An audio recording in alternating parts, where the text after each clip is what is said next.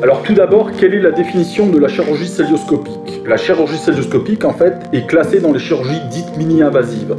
On va tenter de pratiquer une chirurgie en pratiquant les plus petits orifices possibles pour intervenir dans le ventre de l'animal. Contrairement à la chirurgie dite classique, où pour visualiser ce que l'on fait, on est obligé de pratiquer de plus larges orifices.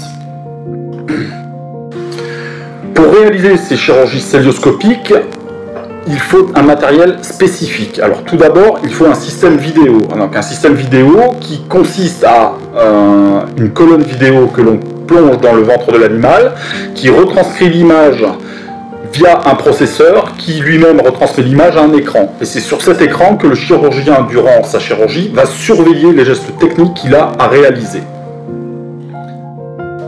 Pour obtenir cette image, il faut l'éclairer. Alors, pour éclairer l'intérieur d'un animal, on utilise via des fibres optiques des sources de lumière dites froides. Donc, c'est des lampes à xénon en général de différentes puissances qui permettent d'éclairer l'intérieur de l'animal tout en veillant à ne pas le brûler. Il faut aussi, pour obtenir cette image, utiliser un insufflateur. Alors un insufflateur, qu'est-ce que c'est? C'est un appareil qui délivre du gaz à une pression donnée dans l'abdomen de l'animal. Cet appareil va permettre, grâce au gaz qu'il délivre, de gonfler le ventre de l'animal et de décoller en quelque sorte les organes de la paroi abdominale.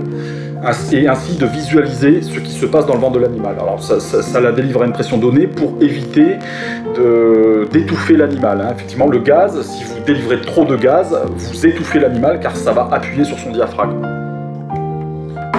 Pour réaliser votre chirurgie cœlioscopique, il va falloir aussi utiliser des trocars pour introduire à travers les petits orifices donnés les différents instruments. Alors les trocars, ce type d'instrument, donc vous avez des trocars de 10 mm, 5 mm, 3 mm, ça dépend ce que vous voulez introduire dans le trocar comme type d'instrument. Et ça permet aussi de délivrer le gaz pendant votre manœuvre, voilà, par un petit pertuis comme ça. Il existe d'autres types de trocars, enfin ce n'est pas vraiment des trocars, ce sont des portes qui permettent d'utiliser plusieurs instruments par différents pertuis que l'on glisse dans une plaie opératoire que nous avons pratiquée, et ça permet de glisser la colonne vidéo et différents instruments pour intervenir sur l'animal. Alors pour pratiquer notre chirurgie, on utilise différents instruments, des pinces, des ciseaux, des pinces à thermofusion. Donc ça, ce sont des appareils électroniques qui permettent de délivrer un courant électrique qui va cautériser, en quelque sorte, suffusionner le tissu. Et une fois que vous avez fini, on va recevoir un signal auditif qui va vous dire que c'est prêt. Et en pratiquant une pulsion ici, il y a une lame qui va sortir et qui va finir de couper le tissu en question. C'est avec ce type d'appareil qu'on pratique notamment les ovariectomies. On peut aussi utiliser des pompes aspirantes pour nettoyer le sang pendant la chirurgie, si jamais on a une petite hémorragie, pour essayer de voir un petit peu clair sur ce qu'on fait. On peut utiliser des systèmes d'irrigation. On peut aussi utiliser des respirateurs. Alors ça, on s'en sert surtout quand on fait de la chirurgie thoracoscopique pour aider l'animal à respirer pendant que vous travaillez dans son thorax. Donc qu'est-ce qu'on peut faire avec la cœlioscopie?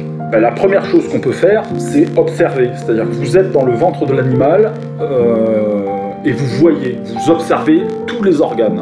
On voit le foie, les reins, la rate, la vésicule biliaire, on voit tout. Et à partir de là, si on a une image suspecte ou une information qui nous dise que l'animal est atteint d'une pathologie hépatique, par exemple, suite à une biochimie, on peut aller prélever ce morceau de foie, on peut aller prélever un morceau de rein si on a une pathologie rénale, tout en contrôlant une éventuelle hémorragie.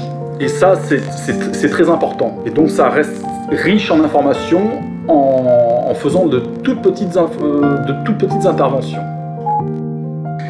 Donc après, la cœlioscopie, ça permet non seulement d'avoir des informations, d'être un support diagnostique, mais ça permet aussi de faire des interventions chirurgicales. Alors dans les interventions chirurgicales, il y a des interventions chirurgicales plus ou moins complexes, plus ou moins simples, ça dépend ce qu'on fait. Donc ça peut aller de l'ovariectomie, on retire les ovaires à une chienne, ça peut être une ovario-hystérectomie, ça va être un petit peu plus compliqué pour obtenir une petite plaie, on peut retirer un rein, faire une néphrectomie, on peut retirer une rate, on peut retirer une vésicule biliaire, tout en évitant d'ouvrir l'animal en long et en large. On peut aussi faire une gastropexie, fixer l'estomac d'un animal s'il y a des risques de torsion d'estomac, en pratiquant de toutes petites incisions. Et c'est toujours le but, pratiquer de toutes petites incisions. Voilà, c'est vraiment la finalité de cette chirurgie, tout en ayant des images magnifiques, comme si on était dans l'animal. Alors, pourquoi de toutes petites incisions?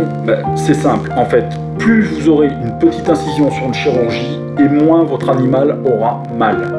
Bon, je ne sais pas si certains d'entre vous ont été opérés sous célioscopie, mais c'est vraiment le but de cette chirurgie, c'est moins de souffrance.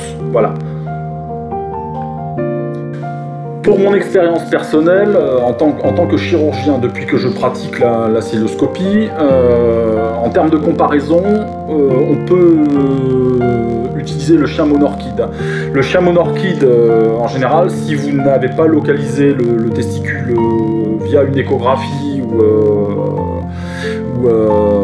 par un autre, par taxis ou n'importe quel moyen, en chirurgie classique, vous risquez de faire une large ouverture et d'aller à la pêche, comme on dit. Donc la célioscopie, vous visualisez le testicule, vous allez le chercher, vous mettez le trocar pile poil au-dessus de l'endroit où vous voulez aller l'attraper, et c'est terminé. Voilà, donc en termes de plaie opératoire, de rapidité d'intervention, c'est incomparable.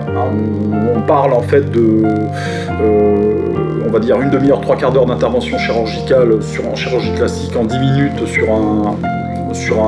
en célioscopie, c'est plié. Alors je fais aussi cette vidéo pour une raison particulière, c'est qu'en fait je pratique effectivement la célioscopie, mais je pratique la célioscopie en 3D, en 3 dimensions.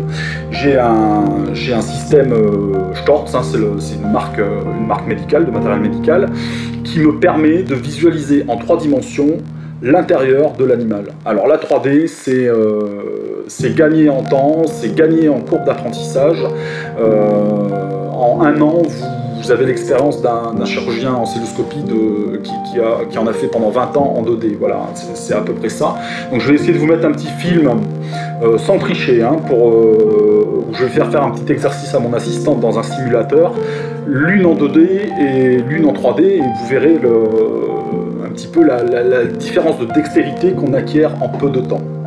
Voilà, donc cette vidéo est terminée. J'espère que ça vous donne envie d'explorer ces nouvelles techniques qui sont faites avant toute chose pour le bien de l'animal. Voilà. Mes services ne sont pas des services beaucoup plus onéreux que la chirurgie classique, enfin je ne crois pas. À vous de venir voir, à vous de me solliciter si cela vous intéresse. Merci de m'avoir écouté et j'espère que vous aurez appris des choses. Au revoir.